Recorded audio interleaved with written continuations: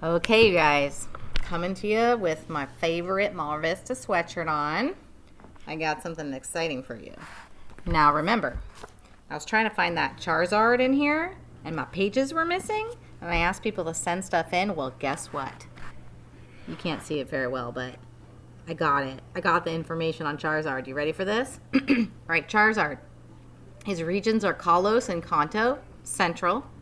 The type is a fire flying. Charizard seeks out stronger foes and only breathes fire during battles with worthy opponents.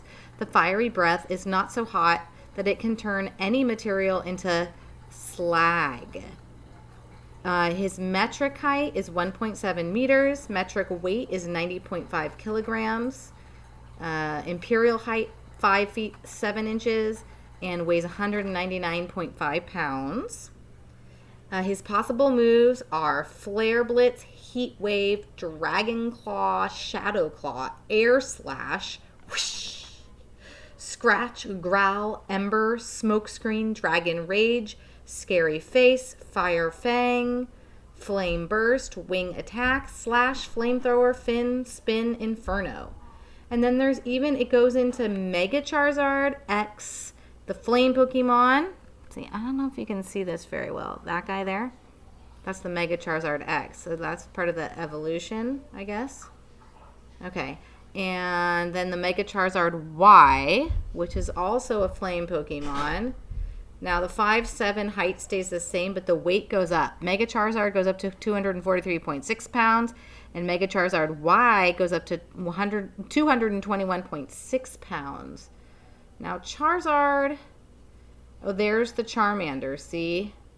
Charmander. Oh, and then it's showing me the evolution down here. It goes Charmander, goes to Charmeleon, that goes to Charizard. So, whoa. Okay, so that's the little guy that I found in my yard, the little Charmander, and then I found a bigger version of him. I guess he was going to become a Charmeleon. He hasn't changed yet, or a Charizard. So the Charmander is a lizard Pokemon, like you heard from Kalos, Central, or Kanto. And the flame on Charmander's tail tip indicates how Pokemon is feeling. It flares up in a fury when Charmander's angry. That's really cool. Now, Charmander's only 2 feet high, so I guess my stuffy one is like, that's as big as he's going to get. And 18.7 pounds. He can Scratch, Growl, Ember, Smokescreen, Dragon Rage, Scary Face, Fire Wing, Flame Burst, Slash, Flamethrower, Fire Spin, and Inferno. So pretty close. So then, from Charizard, it can go to Mega Charizard X or Mega Charizard Y. Oh, that's cool. So now we know. Thank you to my kindergarten friend who sent this to me via email. All right, you guys. Today's story is brought to you by this really awesome cat. You ready for this? Oh, let's see if I can get it to go.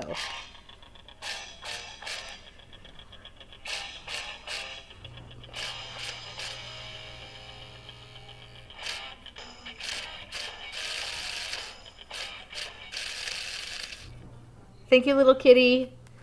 Little kitty is bringing us another story from my childhood called One Monster After Another. This was my brother's, actually. It's by Mercer Mayer. I love Mercer Mayer.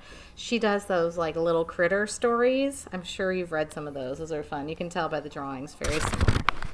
So, One Monster After Another. This has always been a favorite of mine.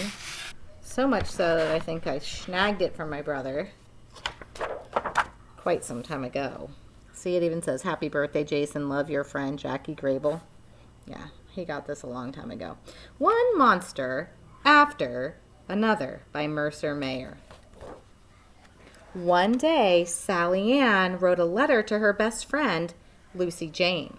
She put it in an envelope and put the envelope into her mailbox.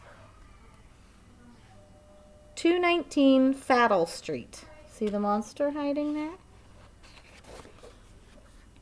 But before the mailman came, a stamp-collecting Trollisk crept up to the mailbox, stole the letter, and grabbled away with a smirk on his snark. See, there's the mailman. To Nowhere and Back Again, the bird-watching guide. There's our stamp-collecting Trollisk. But before the stamp-collecting Trollisk could tear off the stamp and collect it, a letter-eating Bombanat flew out of nowhere and snapped up the letter. There's the stamp collecting Trollisk and the letter-eating Bombanat. Oh my goodness. Over the blue ocean of bubbly goo, the letter-eating Bombanat flew. The ocean of bubbly goo. But you can still get pizza there. See? That's what it says, at least. But before he could find a nice place to settle down and eat the letter, a Bombanat munching grumbly reached up out of the goo and grabbed him. Uh-oh. Letter-eating Bombanat. But before the Bombanat munching grumbly could slither down into the sea for a nice Bombanat lunch snap, he was snagged by a big fishing net and hauled wiggly-squiggly on board a fishing boat. Fish permit, my first fish, socks hanging out to dry, fish with really ugly faces. But before the fishing boat could reach the land, it was struck by a furious floating iceberg. Scrunch! As the ship went down, the captain quickly stuffed a note into a bottle. He pushed in the letter for good measure and then threw it into the ocean. This is some kind of mean-looking fish, getting that? Okay, but he threw it into the ocean in a bottle. Where'd it go? Somewhere in there. Oh, there it is.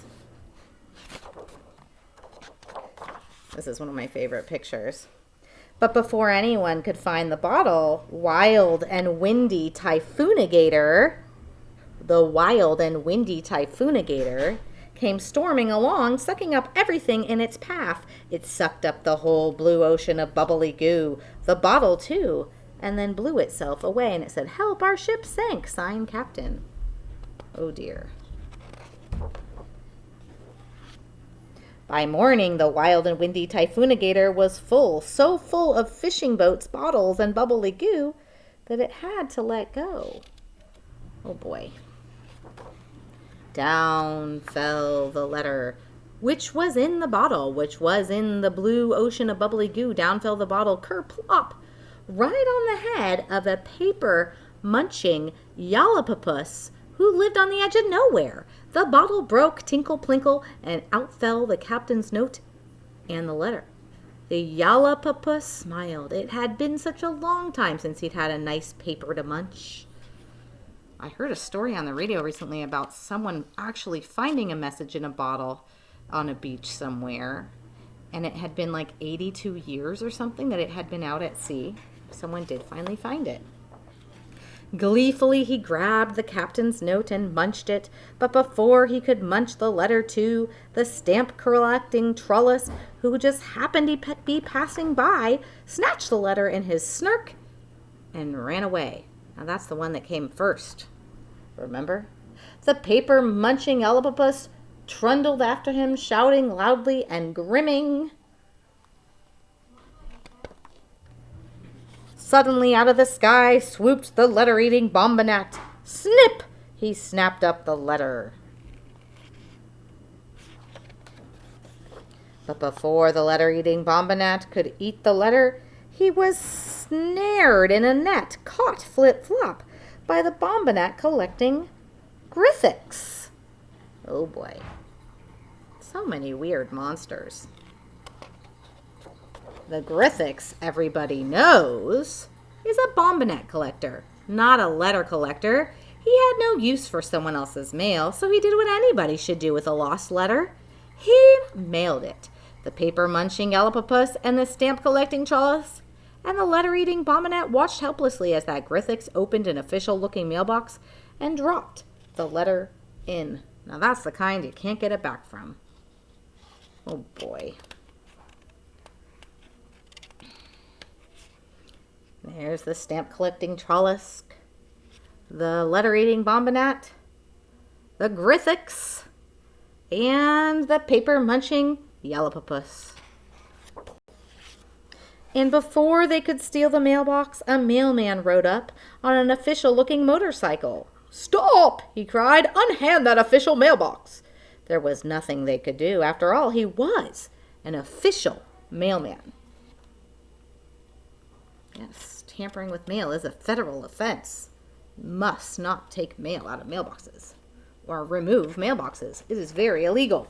The official mailman opened the official mailbox and took out all the letters. Away he rode, leaving the yellow puss and the Trollisk waving their paws in the air and wailing at the Bombanat collecting Grythics. The Grythics didn't care a snickle. Paying no attention to all the noise, he walked home, clasping the letter-eating Bombanat firmly under one arm.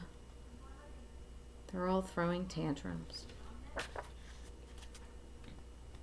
Oh no, end of the pavement. To the edge of nowhere. While you are there, have a burger at Pete's place. There's the country store, free gas with each gift you buy. Gifts, we accept credit cards. Last stop for gas if you're going that way. A free 150-pound alligator with each 10 gallons of gas while they last. And look, the mailman, he delivers to 75. The paper-eating Yelpopus. This is her friend, right? Then Lucy Jane opened her mailbox that afternoon. Inside was the letter from Sally Ann. There's Lucy Jane reading Sally Ann's letter. Dear Lucy Jane, nothing exciting ever happens around here. Please come and visit. Your best friend, Sally Ann. Aww. So she does, and look, there's Lucy Jane's house, and there's Sally Ann's. It's really not that far after all. Even the trees have eyes. Did you notice that? Or it looks like they do. The knots look like eyeballs. And there's the monsters. Stamp collecting Trollisk reading a good book. And that, my friends, was one monster after another. I really hope you enjoyed this story brought to us by this really funny cat.